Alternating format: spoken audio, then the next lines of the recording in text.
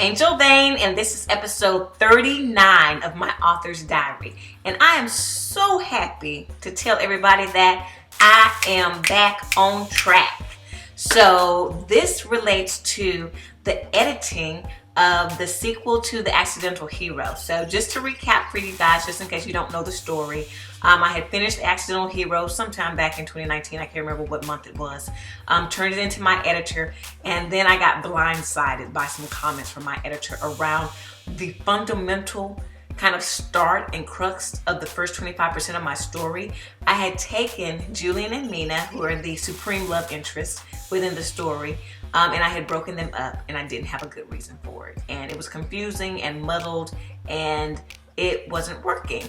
And I never saw that coming. And so when the editor pointed out to me and kind of pointed out all the flaws, oh my God, I felt so blindsided. But then after I got over that and I lifted myself back up, I started working on it. And I updated the story. I changed it so that they actually don't break up, but they actually start to deal with things that people who are spending more time with each other as the relationship progresses and matures start to deal with.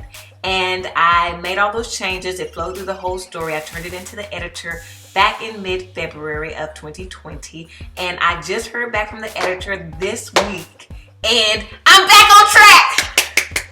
So all the changes worked. She really liked the changes that I made, that they really made the story better and stronger. Not that that stopped her from having like 3,000 other little comments and things that I need to go through, edits and inserts and deletions and things that I need to assess. 3,000. So I'm a busy girl. I gotta kind of go through all of those comments, see the ones that I agree with, the ones that I don't agree with, discuss them with her.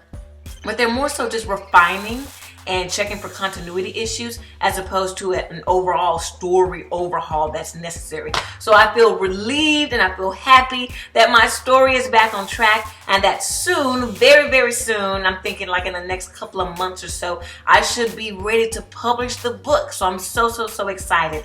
And this is something that's really interesting because to me, for this sequel to The Accidental Hero, because I'm planning to tell the story over 4 books, it really challenges me to say, okay, how am I going to keep the love story interesting over 4 books? Because most of the books that I read, it's all about the first meet and that first initial courtship and then that first coming together, and then we never see day 2 or year 2 or year 20 of the relationship. We move on to another story where it is the initial meet, the courtship, and the falling in love. And so now I'm at the point where, okay, well, that happened in my book 1.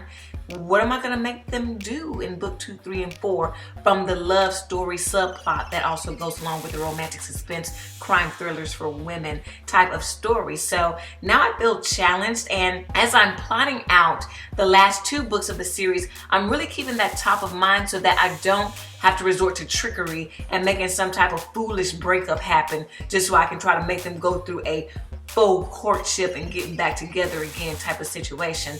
I really want to try to delve into real relationship issues that don't distract too much from the danger and the suspense of the book, but still keep the love story fresh and interesting and keep you guys engaged. So I'm really excited about the changes that I made, and I hope that you love them when you read the sequel to The Accidental Hero. And now I need to get back to work. I need to start going through all of those edit comments from my editor so I can get that book out as soon as possible.